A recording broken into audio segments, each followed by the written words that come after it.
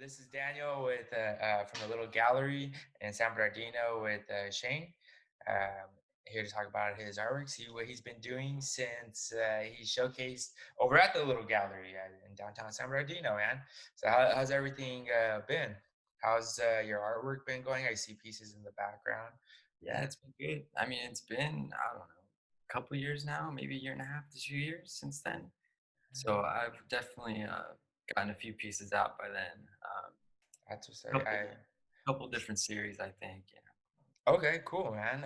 When you said it had been 2 years, so you showcased like 2018, is that correct? 2019? Yeah, it was probably 18, maybe in the beginning of 19, That's something what's like up.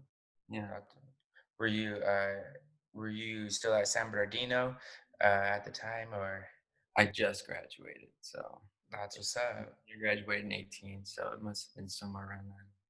Got you, got you. Congrats, man. That's what's up. Yeah, Thank man. Yeah, tell me about what you got behind you. Are these are finished work or work in progress? Um, Whatever. they're all relatively finished, other than a couple I don't know, sessions on a few of them, such as the big one to right here to my Okay. right, Yeah. and then this one right here is a little bit unfinished. Just a couple afterthoughts I'm gonna put into it to make it fully likable to me. That's how I Right. know it's done. Like when I really like it, basically, or at least accept it as something that I could show that is likable to what I'm trying to convey at least. Right on, right on. Mm. The show that you were part of a couple years back. Now you do collaborate with Nick's, right? Or is that you guys' like group name or collaboration name? Or Yeah, we collab, and when we do, we go under the alias of Schnicks. okay, that's what's And up. yeah, we haven't collabed in maybe a couple months or so, so we're definitely due for one of those. But we also use that for our, work for our income, which I'm sure she's told you about too. Yeah, man, she did. Congrats, by the way. That's pretty rad, man. You guys are doing murals for what was the company? A wing company, wing like Yeah, wing it's stuff. a hot wing place called Fire Wings, and yeah, I'm very lucky to get that, right out of school too. So it's Yeah.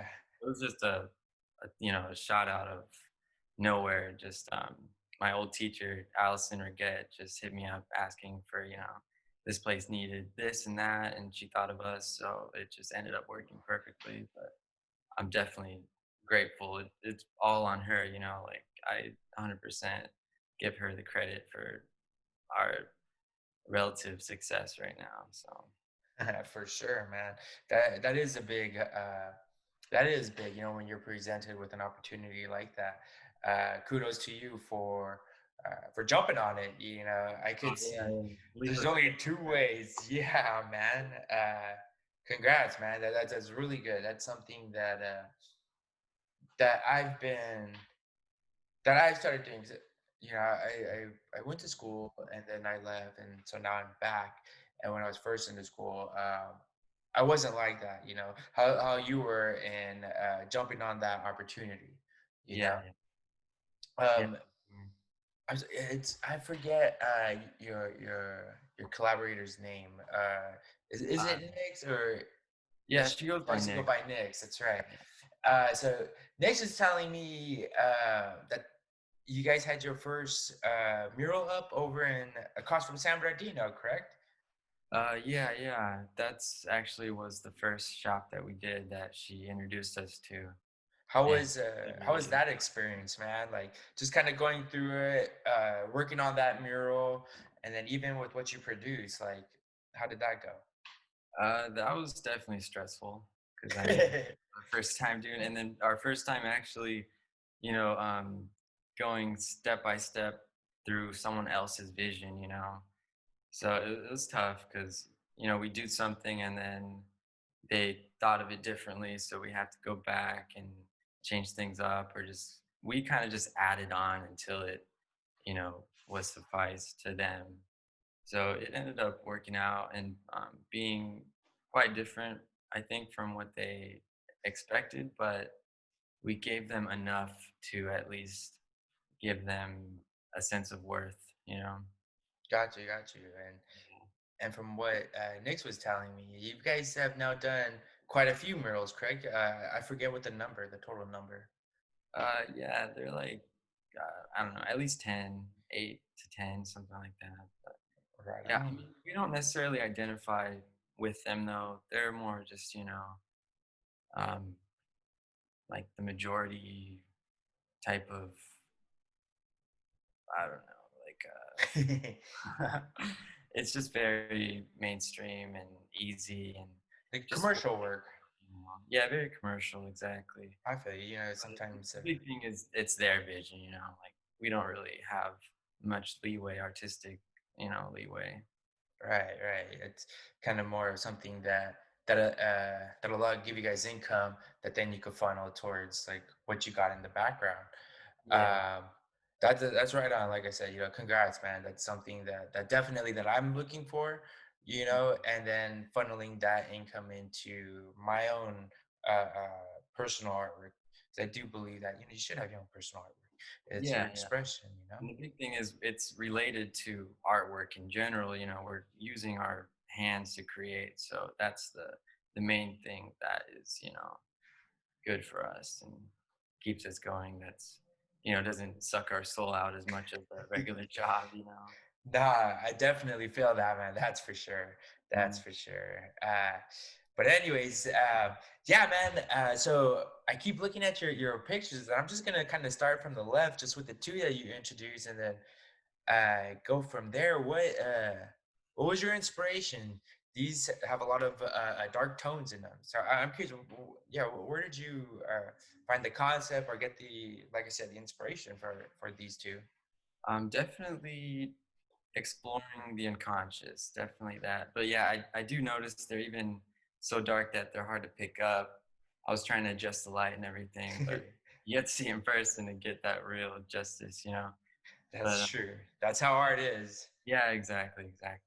And so let's see, the one farthest to your left, I would say mostly inspired by um, reading up on certain philosophies, actually. Carl Jung specifically, and his theory of the shadow. Let me just, Yeah, go for it. Go for it. Oh yes, that gives us even more detail. Yo, yeah, that's pretty interesting. That you're going through this philosophy or researching philosophy and Carl Jung. What you? Yeah, continue. yeah. He has a theory about a shadow, basically, that everybody contains in their psyche, basically. That, a space that we throw stuff in that isn't exactly useful and efficient in our everyday life and who we become, basically. Simplest things such as like becoming a man or a woman or whatever, just something that our environment shapes us to be. So everything that doesn't go along with those lines just gets thrown in that and it compiles itself into this thing that ultimately leaks itself out in ways that can kind of seem like possessing. And until we actually explore it and figure out these complexities to actually take control of it and not be controlled actually by it, because especially recently being so cooped up, you kind of realize these habits and just reactions you do to give to things that aren't necessarily rational. Yeah. They just come out. And I think he's onto something with that because it's really helpful just by even reading some of his stuff. Yeah, Hey. if you haven't looked him up, definitely check him out. Yeah, right. You said Carl Jung, right? Not Yeah, Carl's Jung. Carl Jung. yeah, Okay, Carl. I'll definitely look him up. That's interesting. Philosophy is pretty cool. Yeah, he was his mentors, I think, were Freud and Who else? Nietzsche too. So he's got a lot under his belt. Got you. Right on, man. Right on. Uh, what about is this one still the? I'm sorry, the one that is on my right, the one that's right above your right shoulder. Okay, This yeah. one with the body. That one was mostly inspired by Memento Mori, which is like a Stoic philosophy on just basically remembering that you're gonna die. So Yeah, for sure. I okay, I can identify with that, man. yeah, yeah, Continue about it. Like what about it? Like it's just simply that that I mean that's the truth, right? That's really yeah. And by what we're facing trying that to do. truth, it would help you basically clear yourself of just baggage that necessarily wouldn't allow you to be the best person you could be or even the nicest person you could be, like and Yeah, by carrying that around that you're going to die and everyone else is going to die, I think it brings a lot of peace and allows you to just be conscious of everybody's temporalness, and it's yeah. special, we're only here for a little bit, so might as well Yes. cherish it. Yes, exactly just what you say, man. We're only here for a little bit, and we should cherish it. It is special because we got what 100 years, if that, on this planet. Yeah, hopefully. I mean, Yes, each I don't individual person.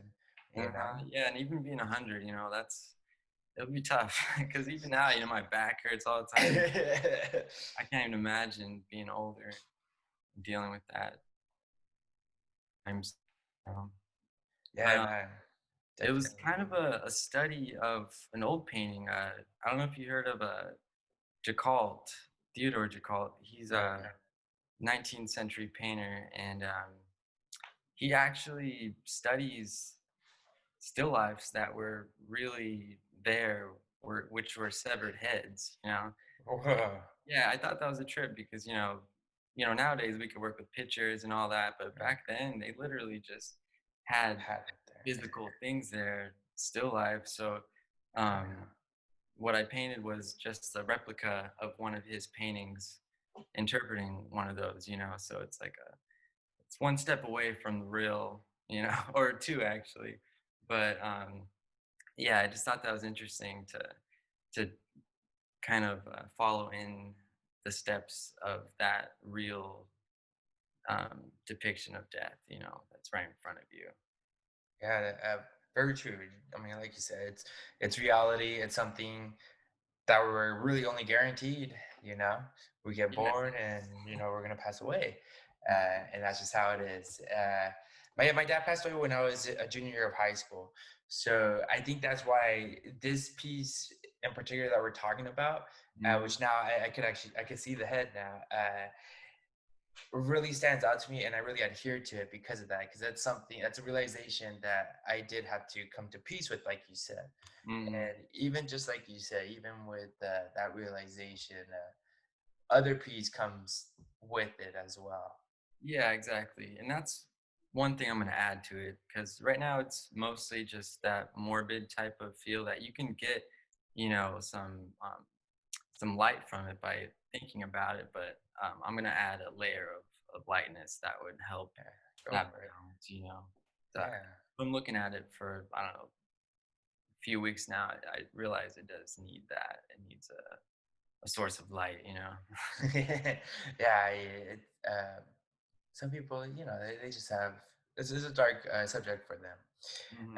What about the piece just right above it? It looks like it's uh, a male and a female. Is that Oh correct? yeah, that was self portrait, and then well, half of it's a self portrait, and the other half is Nick's actually. So it was just a study on the dualities of us and kind of because again by being cooped up for so long, especially with a partner, you just really noticed just differences and different modes of being basically, which don't necessarily stand out at first and which are real and true, because which for everybody, I think, because no one is exactly the same. So it's kind of a balance between the two of not knowing anything and then knowing this person right in front of you. In reality, we don't know anything about them in a sense. It's only what they show to us. And I guess just by exploring the wholeness of another person allows me to see things a little clearer. And yeah, that was just a study on that basically. It's again through philosophy. Carl Jung again, and his talks about the anima and the animus, which is it's complicated, but it's basically Yeah, if you could water it, talking about her that's in me and vice versa. Like, because when we're born, I believe we're semi androgynous until we develop into whatever we're going to be, and then that androgyny eventually picks a side. And so basically, that feminine side that's in me gets awoken and realized through her, and that her is in me. So it's kind of like figuring myself out through figuring out her in a sense. So yeah, yeah, it's that's complicated. interesting. It's no, I mean, I understand what you're saying because I do agree that there are aspects of femininity Mhm. in males and masculinity in females, you know. Yeah. So I definitely agree with that. Because I can already hear my brothers. They're a little bit more, just a little bit more macho than me, I would say. Yeah. So Yeah. Same here, actually. you know, so I can already hear them, with their jokes and stuff. And not that any of it's true, and it's all just comes from love, because that's how we show our love with each other. Yeah. But yeah, man, I think out of all of them, because they both of them grill, I cook, I bake. I do a lot of those things up in here, and I like it. And that's not Yeah. to say that grilling isn't cool either. But I also like sew, I crochet, and all those have been predominantly showcased as like female things. But that's just how I've always been, and there's some there's something to be said about what you're talking about. Like, yeah, there are those little aspects, you know. Yeah, and I personally think it's better to find that balance between the two almost. I Mhm. mean, this is subjectively speaking, of course, because if I think about it in a large scale, it's like obviously it's better to have a very masculine man like and a very feminine female for caveman days, Yeah. ward off the fucking tigers and shit, and then Yeah. females could take care of the children and nurture and all that. But Yeah. it's not that way anymore. So I Nope. think things have to merge and become one. Or Yeah, I think it's lost. like you say, it's not like that. We're more civilized societies. We've been able to live in this system of rules, at least for sure within our country. And we could explore those other ideas. You know what I mean?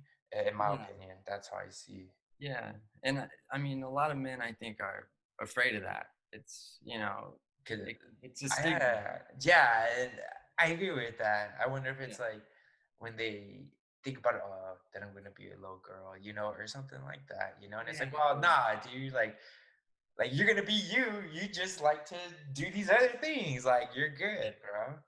Yeah. Yeah, exactly. So I don't think it does anything to your inner moralities or anything, or like yourself in general, but it Yes. opens you up to be a better person, I think, and understanding. That's Yeah. the thing. Being able to understand your opposite is a very useful tool, I you know. definitely agree. Mhm. Now, just right above that, because I'm about to go to what's in the middle, because for sure that one we do have to clearly talk about. But right above that one with the hands, Oh yes, yes. That's actually my a part of my newest series, and it's just I'm taking turns with certain friends I have that I'm just doing the portraits, just basically the first group of friends that I could truly call my friends. And I'm just trying to give them, you know, a commemoration just by painting them all, just kind of just putting them in my palette. I don't know, like Yeah. I'm used to Yeah. drawing, abstraction and all that, so I'm starting to really jump into more representational things. Huh.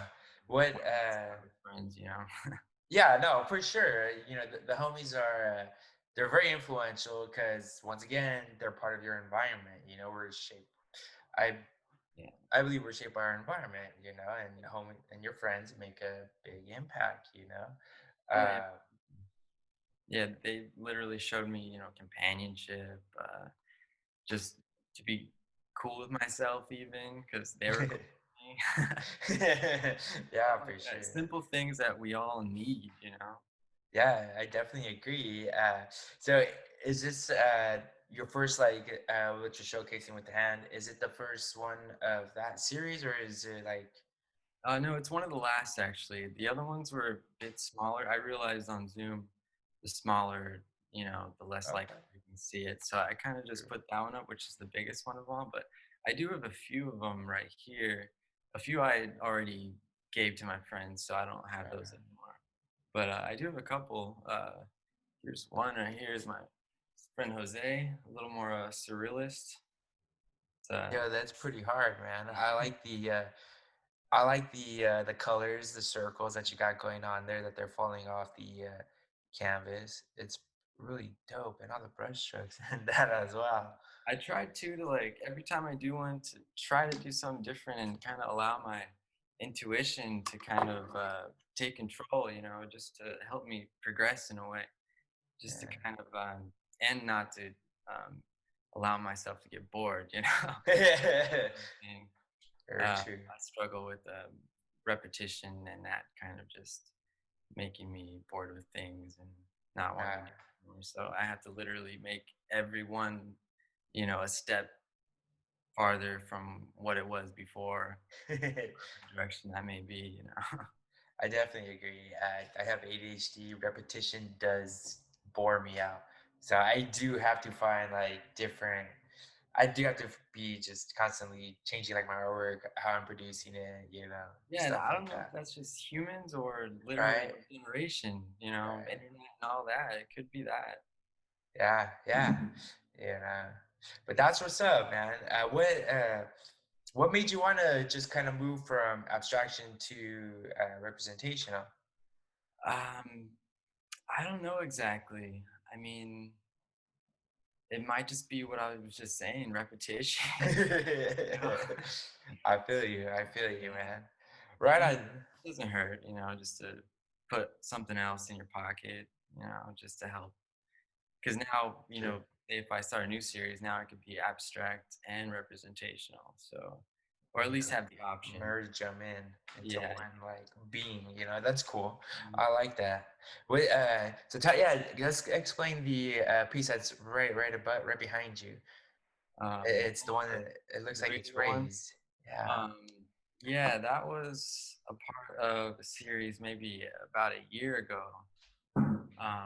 I called it the Transcendental series, and I basically just tried to depict that otherworldliness that is in front of us at all times, but we can't exactly see or experience without, of course, like psychedelic drugs or something. Like the quantum world, like Mhm. literally how everything is 90% space and everything's moving and waves and everything that's scientifically real that we know that's real, but is just not attainable through our filters of being.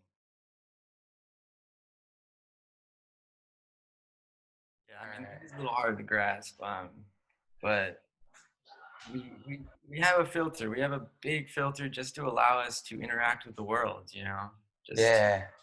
because everything's chaotic, dude. So we got to simplify, Yeah. our brain does at least, so we can be efficient, and actually explore and navigate through reality. Yeah. But I like to. Sure. ponder on that other realm a lot, and a lot of philosophers have, you know, um, explored it. Plato and his world of forms. It's all these dualities of Yeah, yeah, go ahead, go ahead. Keep going, us. keep going. It's all cool. Keep talking about it, man. Yeah, it's dualism, like there's us that we see, that we interact with, and then there's the world that's godly and ideal and Huh. just ultimate, infinite. Yeah, that's a trip, man. So I Ye- try to use a lot of techniques that would somehow convey that, and I would say it's more of an expression of that world because Okay, I can't exactly see it directly, but right. we at least know enough about it to know that it's these ideal forms such as curves and waves and geometry, just a lot of flow. It's Yeah, things that really interest me and have always, but by exploring them more, you realize how real and how much of a mystery it actually is. And that has always just, interested me, man. that's a trip, man.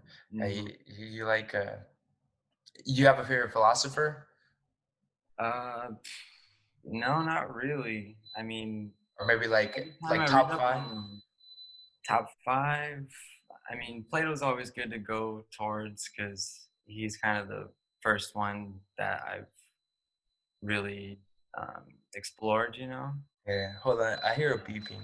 I'm gonna pause it. All right, yeah, I'll just let it go record and then I'm gonna check up on this beeping. Hold on, I'll be right back. Then,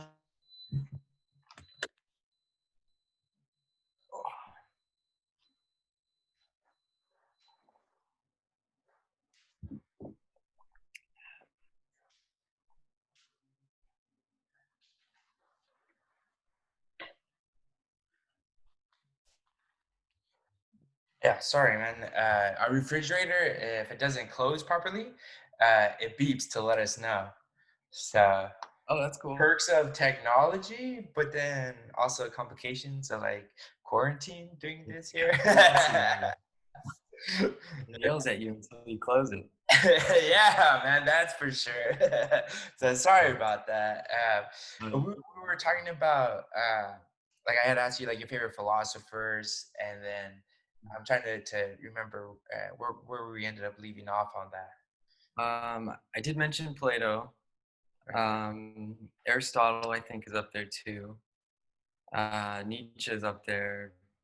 Um, I don't know too much about Schopenhauer, but I know a few of his theories. Well, one specifically that has always resonated with me, and then it's his theory of willpower, and all that. It's What's up? literally the essence of everything, including um, inorganic matter, which is fascinating, and basically just the will to live. Like our the the purity of everything that allows it to restlessly strive. Like to live, to basically not die. Like we That could like mostly see in animals, energy, like just uh-huh. literally. Um, I kind of find animals as being the quintessent, fuck that word. But it's the purity of that because they're kind of unaware of that they're gonna die. That's the one thing. I think humans are basically the only things that know, consciously that we're gonna die, like there's an end. And I don't think animals have that. So I think they're Yeah, completely in that realm of just living, like they need to eat, they need to poop or whatever. They're 100% in that, which I think is that the force that, well, what Schopenhauer says is the force that dictates and pushes everything, yeah.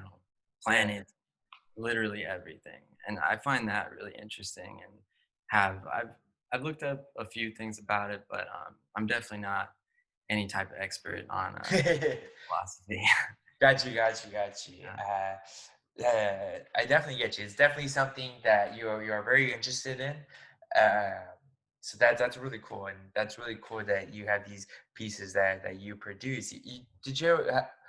What's my question? My question is, have you ever thought about, I don't know, getting maybe a philosophy degree, or I don't Yeah, know, interacting with the philosophy community? I don't know how involved you are with that community. yeah, definitely. Well, I mean, I've had classes at CSUSB, but never changed my major or anything because I feel like, well, I mean, unless I could literally just pile on top, which would be nice. Yeah. But for the most part, I had to pick a route, and my strength's always been painting and art, so I decided just to do that. And philosophy just being a little hobby, maybe, just to help fuel my work. Because another thing is, I'm not as, high as IQ as I think I should be to be like this ideal scientist or philosopher, which would be nice and awesome and ideal, but I just wasn't raised in that way. So I'm more intuitively, artistic, I think, and I'd rather feed that, what I already have to make it better, the most I can make it at least, instead of, starting completely new and just being amateur in a sense, like that's one thing I don't want to be, an amateur. I thrive to be, the best I can be. I And feel you. another thing is too, it's not like you can't learn all these things outside of school. I True, think true. it's probably just the discipline that allows it to really, stick that I'm missing. That's true what you say. Yeah. Pretty, you did a. I don't know if it's a good decision because we're still alive, but so far from what I'm seeing visually, like it has been a great decision for you to continue down your creative path. Mm. Uh, and just like how you were saying, you don't need school to learn these things, right? Because you Yeah. do have books that you could go and sit down, get yourself in there, library, whatever, sit down and read, right? But you make a good point about the discipline because there Mm. is a certain discipline that you need to have. Yeah. And I know going to school with my art classes, we'll learn about a certain technique and then we'll have lab right after. So Yeah. that forces I can leave. So that's where the discipline comes in. That tells me, nah, I need to stay. And so then that forces me to practice what we went over in theory, or as opposed to Yeah. from what I've from my personal experience in the past, not being in school when I've looked up certain techniques or in uh, things and I want to try them out, I'll look them up, read them, and I'll be like, cool. All right, what are the homies up to? Yo, what are you doing, dog? All right, let's kick it, bro. And then I'll go kick it, and then later, then maybe I'll do it later on that day or sometime during the week, so it prolongs it. You know, Mm. and so I think like I tell my son, I'm like, a degree doesn't say you're smart, right? Because C's get degrees, and I may even think if D's a passing, D gets degree, maybe I don't know, but so that doesn't mean you're smart, that's what I was telling him, but I told him, but it's that discipline that you said.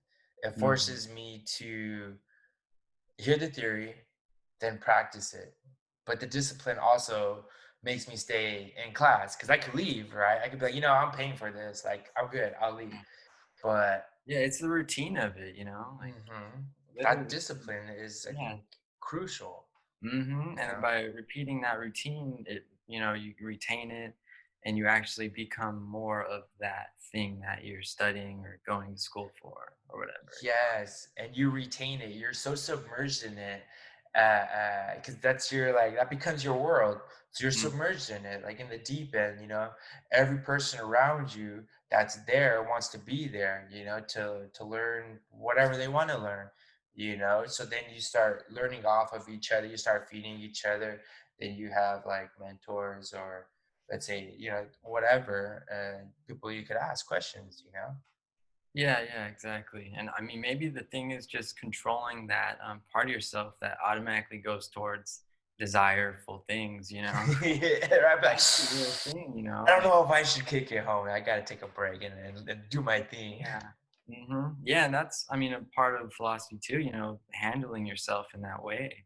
So Yeah, in a way, literally everybody should be, you know, looking up philosophy and learning about it because all it does is help you navigate through life easier and more effectively, you know. So I yeah, think definitely philosophy is for everybody, and I would hope my work somehow, you know, radiates that in a way, maybe through, I don't know, showing that it helped for me or just by giving it an image. I'm not sure, but yeah, somehow, you know, allowing that to ripple through others and make them interested in something like that as well. That would further help them out, you know, in their own subjective way. yes. It's a very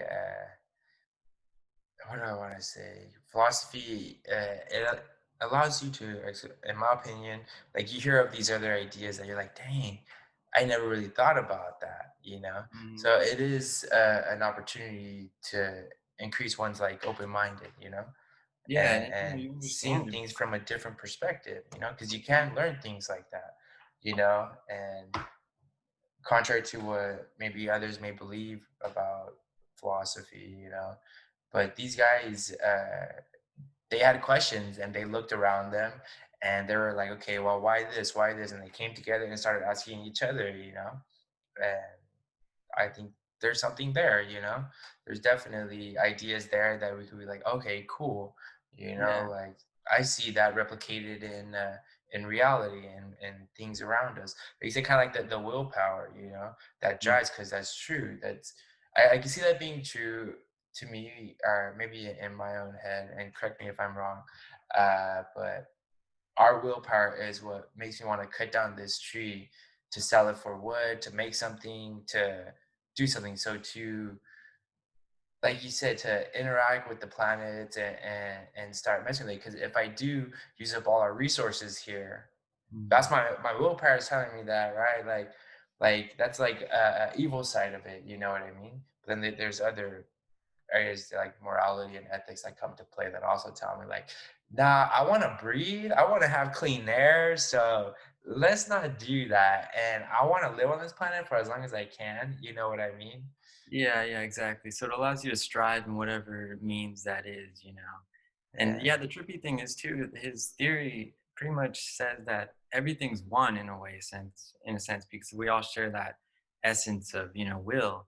But the thing is, since we're one and we want to strive, the only way to strive is to, in a sense, devour ourselves, which is those other things, you know, such as anything like an apple or another animal or whatever. So we're continuously cannibalizing, you know. So it's a trip. We're literally cannibals and just eating ourselves and striving. It's pretty much like survival of the fittest, you know. Yeah, that's Mm. for sure. You definitely see that when you got two people just trying to go for the same thing and they're angry with each other, you know, and they go at it, or maybe one's jealous and wants to get back at the other guy, you know, because he got it and he didn't, you know what I mean? Oh yeah, But that's that's complicated. uh, so what's popping with the one that's like right now that's with the wavy circles going around and the radio? Yeah, so I Right, guess the okay. composition, or you're talking about the middle one, right? Oh, I'm sorry. So you got the middle one. Yeah, actually, I do have questions about the rays that are coming out of the head. Which Okay. what's that? Is that like pulling things into that, or is that pulling things out, or is it both? Oh yeah, definitely both. I guess it's an extension off of old works I used to do. Even in the little gallery, I was doing it a lot, where I just extended my paintings onto the wall, making them site-specific installations, and it just helped kind of combined everything together. You know, the environment with the painting, and I kind of just kept that up for a while. Pretty much stopping at that and maybe a couple others that I did. this one right here I did as well, but it's I stopped doing that actually from talking to a couple people about Where sales. Actually, like they're just telling. We went on a big conversation about how it's not sellable, basically. Like and I'm trying crazy. to make a living off this, so it's kind of Right. counterproductive in a sense. You know, I I see.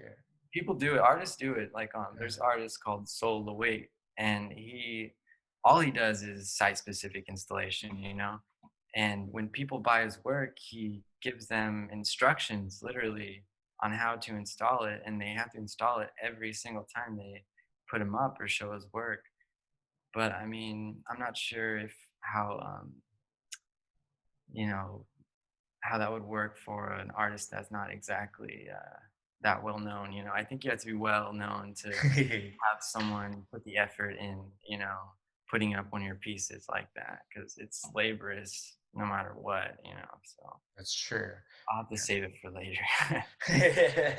That's true, man. Mhm. Well, specifically to this one in the middle, the rays definitely working for it.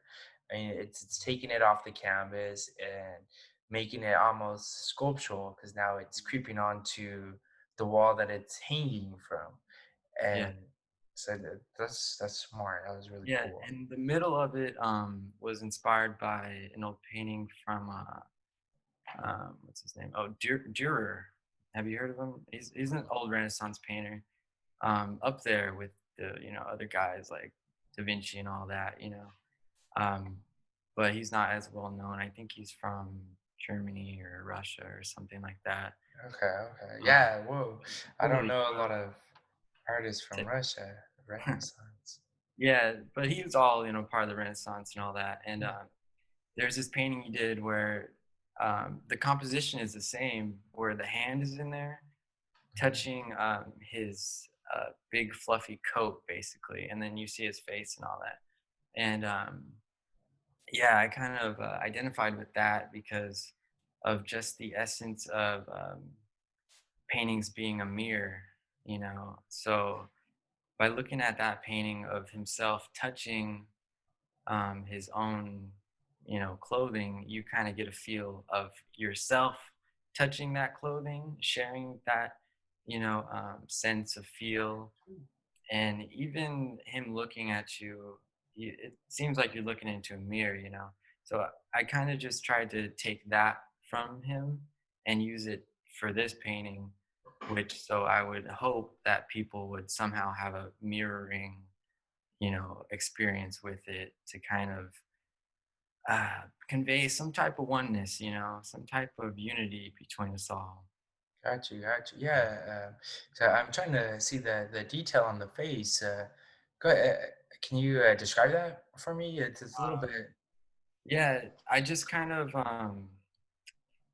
multiplied the features such as, the eyes and the nose and the mouth, just Okay. to kind of create some type of instability, some movement and uh, kind of deliriousness, like so you Yeah, can yeah, yeah. and just know that we are not exactly as um, concrete as we appear to be. We're formless on the inside. We're not as we appear. So and plus by being a part of my transcendental series, it was just a give, like a given for it to be like that. It's already conveying that otherworldly type of That's for sure. That's mhm. for sure. I like that. It does help. I point that out because that is definitely what's giving me that mirror reflective experience. Because when I Mhm. look at it, let's have a look at like your self portraits, right? I know that that's not me. I know that that's someone very specific. Or Yeah, but when I look at the one in the middle, I'm like, okay, that's like a human figure. So that could be anyone. That could, like you said, possibly be me. You yeah. know. So it's And really that's cool that you identifiable, did that. because I did use my mouth and nose and all that, but since they're not placed exactly how, mine are, it still doesn't identify as me. It just identifies as eyes and noses and mouths, which we all share. So Yes. it's just a form of unification between the viewer and the painting, you know. Yes. That's very smart idea that you did that, you know. Yeah. Very cool, man. Yeah, well, I mean, I owe it to Durer, you know, like that's one thing, you know, I'm just a regurgitator of people's past work. I mean, of course, that's the ideal is to use everybody's past, All right. like, you know, knowledge and, you know, Good create job something on that. brand new, you know, that could be basically a masterpiece that's, you know, in the works or something. But for the most part, man, I kind of just use other people's, you know, knowledge. I mean, and why not? They've, Yeah. you know, literally have spent their whole life trying, They did the same thing. yeah, and did the same thing exactly. They So why did. not build upon the past to just create a better and new world, you know? Yes, it's like you said. It's crazy that you say that because definitely, I mean, the ancient Romans were looking at the ancient Greeks at their statues. You know, Mhm. maybe they didn't replicate it as well as the ancient Greeks, but they definitely were. And who was looking at them? You know, trying to study them, trying just out of wanting to uh, uh, paint the human body as perfect as they could. You know, Yeah. so they looked in the past as ancient Greek, ancient Rome, Mhm. you know, even looked into science and looked into notes of how muscles were attached to the bone Yeah. to understand how to, okay, when the hands like this is how all the underlying tissues are going to move, so now I got to replicate that on the skin, you know. Yeah, yeah, yeah, all those So guys were everyone does anatomy, look, of course. I guess a majority. I shouldn't say everyone because I'm sure you have your percentage. I don't know what that doesn't do that, Yeah. but there is a percentage that does look back. You know, like the Masters of Renaissance. They did. You know, so all in all, like to have some type of perspective on that be negative is kind of like, well, bro, like, then maybe you just need to learn of like how just things kind of develop. You Yeah. know. I mean, what's truly fascinating following that timeline is, you know, looking at cave art, you know, Yeah. cavemen, like where the hell, you know, their inspiration just literally comes from the animals they see, you Right. know, so and their style just directly derives from their intuitive motion of them trying to depict what they see in their mind, you know. Yeah, yeah, very true. What you say to it. Yeah, that's very true because they didn't have anyone to look back other than like themselves. Maybe like their parents that did that. Like, oh, cool, man, I want to do that, you know. Mhm. But the first person to pick up, let's say, charcoal or some type of material that is able to write on something, and then to go from there, whether it be in the sand or on a wall, you know, just Yeah, out of a and they're need in to complete, wanting to do it.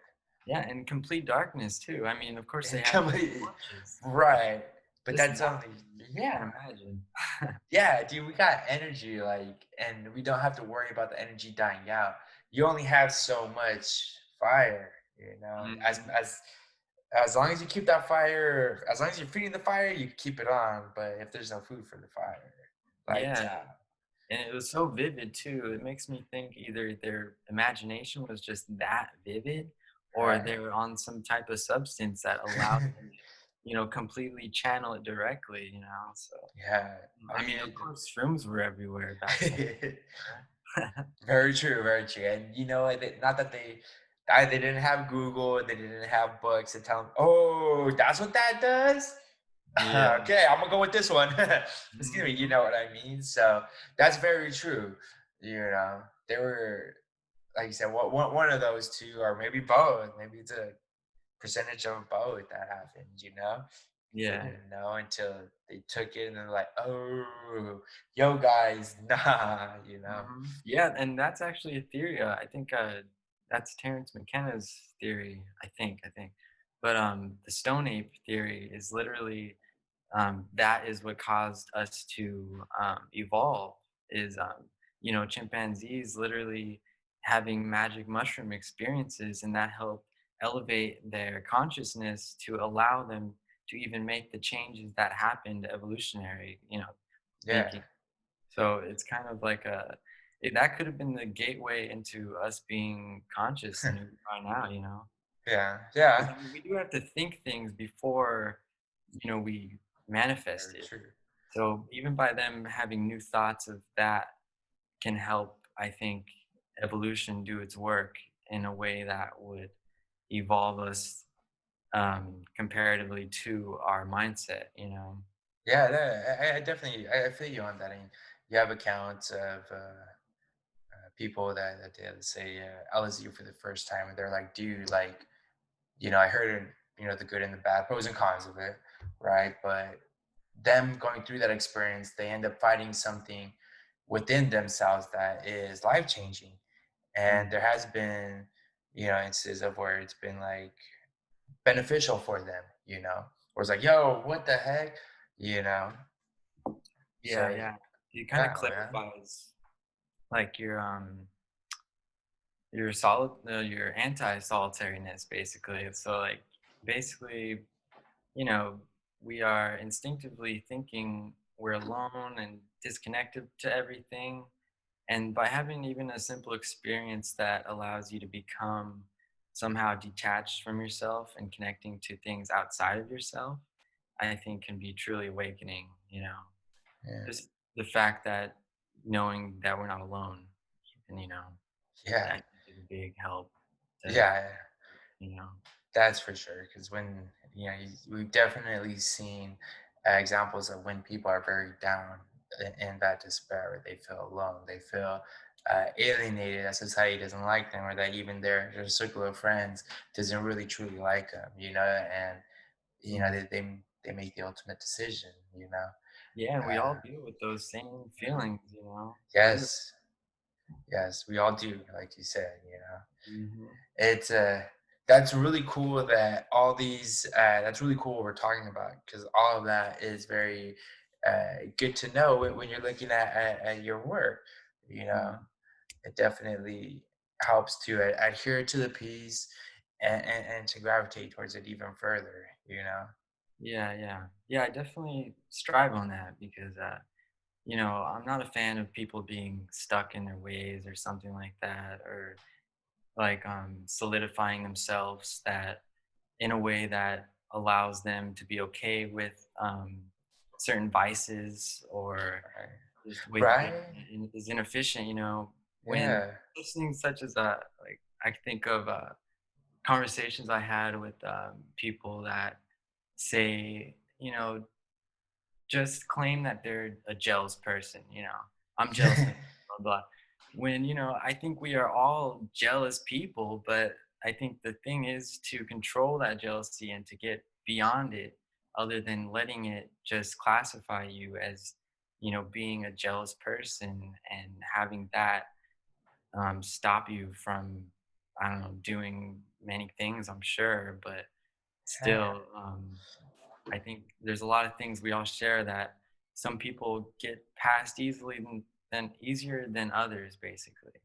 Yeah. And people that don't, they seem to have that definite wall you know, of labeling themselves something that isn't necessarily in stone.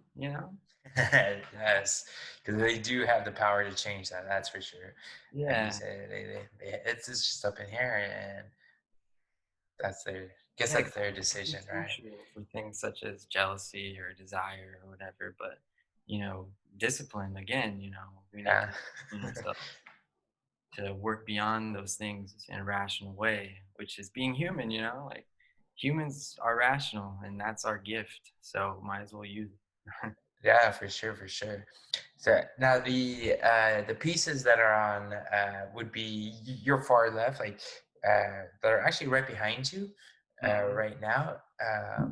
Yeah, quickly tell me about these guys. Yeah, those are actually also part of the Transcendental series. So there's a lot of flow, a lot of spirals that I used in those series just to help depict that. Because I think spirals is an actual little sneak peek of that world, and it radiates through you know macro to micro, Her. literally galaxies all the way to atoms, spheres in themselves even. It's just all these things that These we shapes that we see, really like see. on atomic level, and Yeah. even like rings, like the rings of Saturn, or even the rings on a when you cut down a tree. You know what I mean? Yeah, so they're definitely rooted in some type of truth that I think relates to that other world that I'm trying to depict. So it's been consistently that, geometry, spirals, and all that good stuff. No, they're really cool, man. I definitely like how it gives like almost like a 1 point perspective, like with the canvas that are the what is it, the octagon right here that you got going on, right? One, two, three, four, five, six. I'm sorry, that's like six sides. Hexagon. Yeah. Hectagon, thank you. Uh, Definitely with those ones, you definitely feel it, especially with well, the diamond because of how it's placed. Mhm. Definitely feels Yeah, like and all the a rabbit properties, hole. they literally have properties of going infinitely in and infinitely out, mathematically speaking. Huh. That, you know, very You said mathematically speaking, does that mean like the golden ratio, right? How that's like Mhm. you could do math Yeah, with that. pi. Uh, was there like did you do something similar like the golden ratio? Not specifically the golden ratio, but like a mathematical way to uh, come up with these designs, or not Um, designs, but the these ones painting itself. specifically, I'm not sure, but I definitely used to always do like a rudimentary version of, you know, um, the Fibonacci spiral where you would just, draw what I would think is a perfect square, and then you add another square to that perfect square, and then a bigger square connecting to those squares. And that basically is the pattern of the spiral. Gotcha. I I tended to stop doing that because of it just becoming too big. Yeah, the spirals just, they came just ginormous in only a couple turns. So I decided to kind of keep it tight and just kind of use my intuitive hand to allow it to become more dense, basically. Gotcha, gotcha. Well, that's what's up, man. So, so your current project then, or your current series that you're working on is the Transcendental series, correct? No, no. Right now, I'm working on like the unconscious series. Gotcha, sorry. Yeah, the dark paintings. Gotcha. Do you post these paintings up on a website or Instagram for Yeah, for the people most to part, see? Instagram. Yeah. Okay. Um, cool. If you're okay with it, I'll end up seeing how we could maybe connect that to what we're recording. Yeah. But right on, man. Right on. Well, thank you, man. Thank you for meeting with me today and for allowing me to interview you, man. I definitely appreciate it. It's really cool going over these pieces, hearing uh, where you get your inspiration from, and learning a little bit about philosophy. That was really cool what you had to say and how each piece connects to the ideas. Yeah, and definitely don't take my word on everything. That I'm like just touching the surface. So For sure, man. I'll have to look into those guys. Once again, thank you, man.